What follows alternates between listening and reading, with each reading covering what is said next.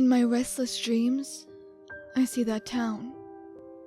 You promised me you'd take me. La última llamada. No me gusta hablar de lo que pasó aquel 2 de octubre de 1968. Los que vivimos la masacre de Tlatelolco llevamos esa carga en silencio, como si al callar pudiéramos enterrar los recuerdos. Yo era solo un joven más en esa plaza, un idealista, convencido de que estábamos haciendo lo correcto. Y aunque sobreviví, no puedo decir que haya salido ileso. Años después, logré rehacer mi vida en parte. Me casé, tuve hijos, encontré un buen trabajo, pero hay algo que nunca cambió, la sensación de que dejé algo pendiente en aquella plaza. Ese sentimiento se hizo más evidente cuando las llamadas empezaron. Fue una noche, cerca de la medianoche. El teléfono sonó y contesté sin pensar. Una voz, que al principio no reconocí, me susurró, «Juan». Solo eso. El tono era familiar, pero no le di importancia. Tal vez alguien con el número equivocado. La siguiente llamada llegó 2 noches después. Esta vez, la voz no solo susurró mi nombre. «¿Por qué no regresaste, Juan?», preguntó. Mi piel se erizó de inmediato. Sabía que esa voz la había escuchado antes, pero me negué a reconocerlo. Traté de dormir, pero pasé horas en vela, inquieto.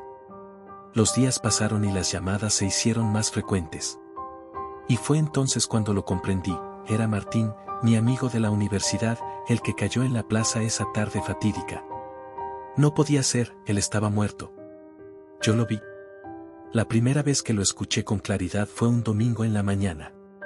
Mientras mi esposa salía a la tienda, el teléfono sonó de nuevo. «Martín», dije en voz baja. No sé por qué lo hice, tal vez esperando que la voz del otro lado confirmara mis temores. «¿Te acuerdas de nosotros, Juan?». Su tono no era amenazante, pero había algo profundamente perturbador en sus palabras. Intenté olvidar las llamadas, pero no pude. Cada vez que sonaba el teléfono, el sudor frío me recorría el cuerpo. Y aunque nadie más parecía notarlo, yo sabía que eran ellos. Lucía, Jorge, María, todos los que no lograron salir de la plaza me llamaban, como si hubieran encontrado una forma de contactarme. No pedían nada al principio. Solo querían saber si los recordaba. Pero con el tiempo, las conversaciones se hicieron más extrañas. «Tienes que volver, Juan», me decían. «Nosotros nunca salimos de ahí. Tú tampoco lo has hecho». Al principio, creí que todo era parte de mi mente, algún tipo de trastorno por el trauma. Pero la última llamada me demostró que era real, o al menos, demasiado tangible como para ignorarla. «Estaremos esperando», dijeron la última vez. Y desde entonces, no han vuelto a llamar. El teléfono permanece silencioso, pero la sensación de que algo está a punto de suceder no me deja en paz. Cada vez que paso cerca de Tlatelolco, siento un nudo en el estómago, como si algo estuviera incompleto, como si estuviera destinado a volver. Sé que no puedo seguir huyendo de esas llamadas. Tal vez, solo tal vez, el próximo sonido que escuchen no será una llamada telefónica, sino algo mucho más profundo, algo que viene desde adentro, desde aquella plaza, esperando que yo regrese. El retrato de la masacre. Nunca me consideré un héroe, ni mucho menos un mártir. Esa noche del 2 de octubre de 1968, yo estaba ahí simplemente para hacer mi trabajo, documentar lo que sucedía en la Plaza de las Tres Culturas. Era un fotógrafo independiente, buscando capturar la verdad con mi cámara. Pero la verdad de esa noche no fue algo que quise recordar, ni mucho menos revivir. Guardé las fotos de ese día en un cajón olvidado.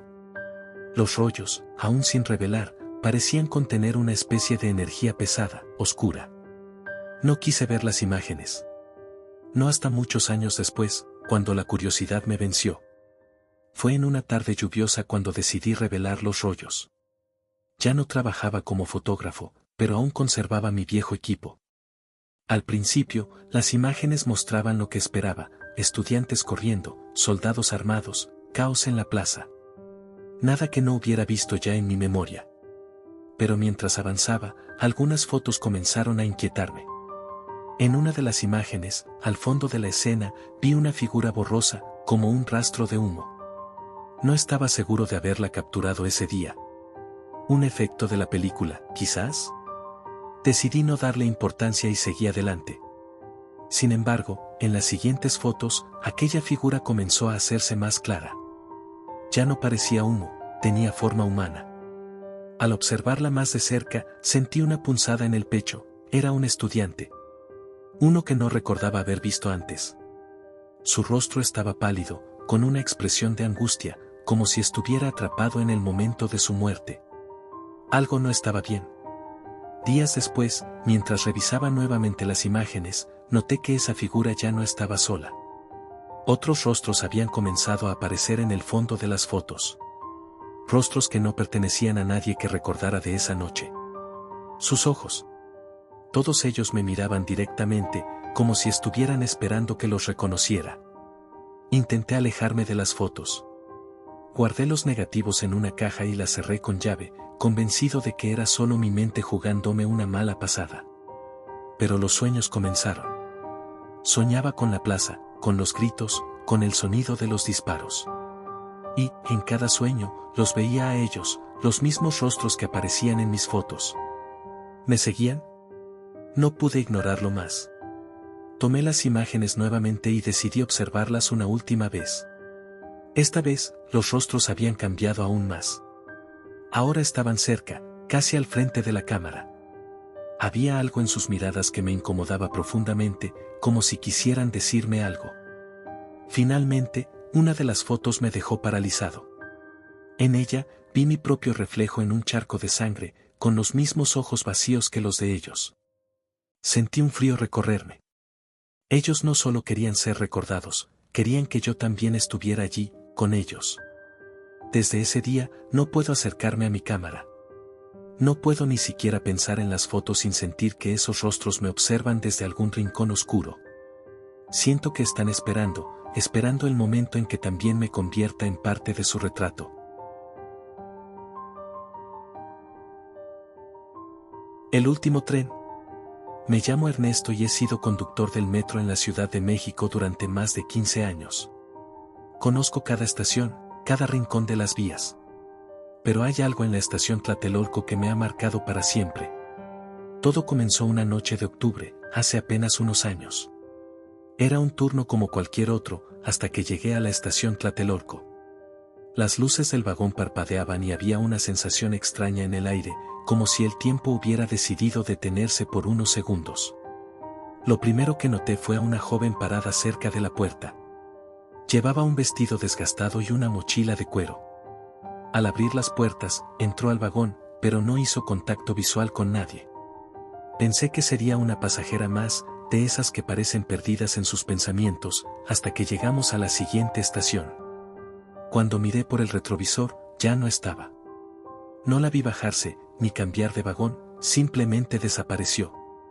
Durante las siguientes noches, algo similar sucedió. Gente que parecía normal al abordar en Tlatelolco se desvanecía sin dejar rastro en cuanto llegábamos a la siguiente estación. Jóvenes, la mayoría. Algunos con el rostro pálido, otros mirando fijamente al vacío. Nadie más parecía notarlo, solo yo. Decidí no comentarlo con mis compañeros. Pero el fenómeno persistía. Las figuras se hacían más claras, y no eran solo pasajeros jóvenes. Un día vi a un hombre mayor, con la ropa manchada de sangre, mirando hacia mí desde la esquina del vagón. Sabía que algo no estaba bien. Una noche, después de varios días sin poder dormir bien, me quedé en la estación después de mi turno. Quería saber qué estaba pasando. Bajé del tren y caminé por el andén vacío de Tlatelolco.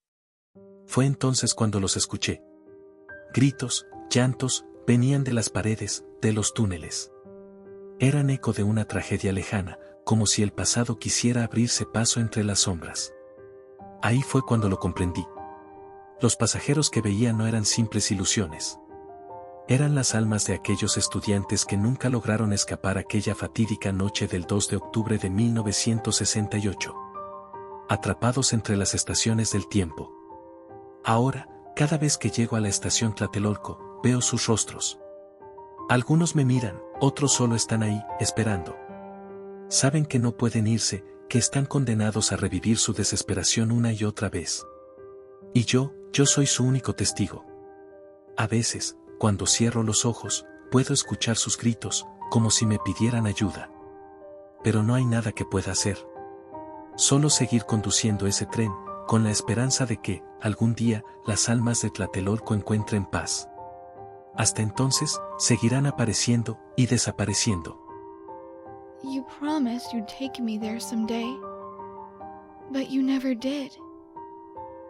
Well, I'm alone there now, in our special place, waiting for you to come to see me.